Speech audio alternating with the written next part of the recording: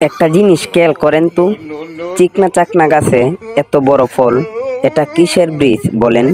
রোগান্ত গাছে এত বড় নারকেল, আই এম তো অবাক।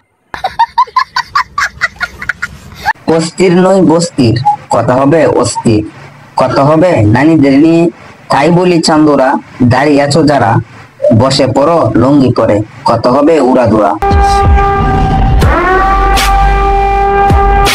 আপুর লাউ দেখে আমার চোখের পানি ধরে রাখতে পারলাম না। সবাই চোখটা ঠিক করেন, মামুনি কান্না করতেছে। কোন দিকে তাকান আপনারা?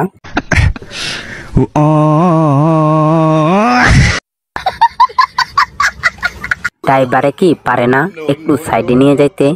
আমি হলে একটা খাইতাম আর একটা মাথায় নিয়ে ঘুমাইতাম। মামুনি জাকিটা কিন্তু সেই লাগছে। ये सब क्या देखना पड़ रहा है? अच्छा है मैं अंधा हूँ।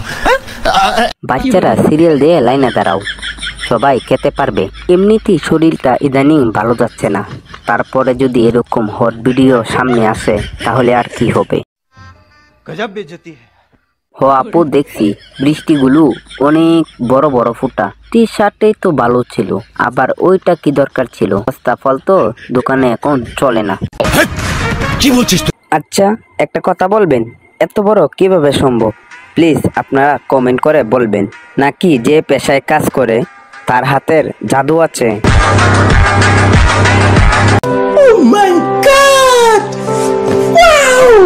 কি করে বলো, তোমাকে বুঝাই, দুটি চোখে শুধু বাসে তোমারই দিবানিশি। তো তোমাকে বড় ভালোবাসি, তোমার 2 বোতলের মুখ খোলা কেন মামুনি? এই জন্য আরো বেশি ভালোবাসি।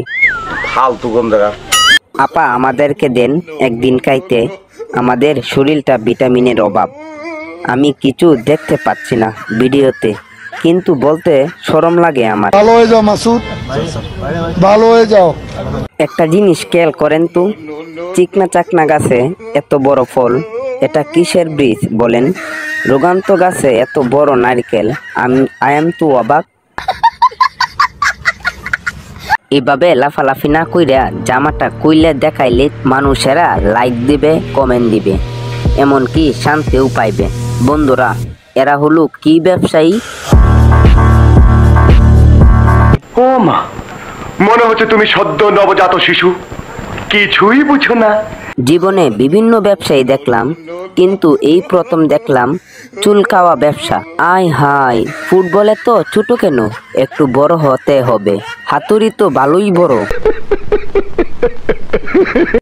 আপনি যতদিন মানুষের জন্য করতে পারবেন, যতদিন খাওয়াতে পারবেন, ততদিনই আপনি সবার প্রিয় হতে পারবেন। এখন বুঝতে পারলে কি আর হবে? অনেক লেট হয়ে গেছে তোমার। কি আর করবে এখন, সবই কপাল, ঠিক আছে না?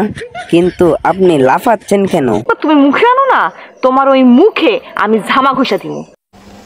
16 বছর বয়সে আমার কচি ড্রাবের মতো, এই বয়সে প্রেম সুধা চলে অবিরত। 16 বছরে তো আর কিছু হয় নাই, যখন হইব তখন বুঝবি বছরে কয়দিন যায় আর আয়। আর আশ্বিন মাসে কুকুরে যেভাবে আরেক কুকুরকে কামড়ায়, তোমাকে এইভাবে কামড়াইতে হবে। বলো কি, তুমি সত্যি বলছো? হ্যাঁ। শুধু অ্যালার্জি হলেও চুলকায় না, এই কথাটা ঠিক না। আপনি ভালো আছেন এটা জানলেও অনেকের শরীর চুলকায়। যারা চামড়া ব্যবসা করে তাদেরকে চামড়া ব্যবসায়ী বললেও চুলকায়। আপনি ভালো থাকলে শরীরে চুলকানি থাকবে না আমাদের। নিঃসন্দেহে তুই ঠিক কথা বলেছিস। আচ্ছা বুঝলাম না, এখনো বিয়ে হয় নাই, তাহলে চলে গেছে কেন? এই পজিশন ভাব আমরা জানি, এটা কোন পজিশন?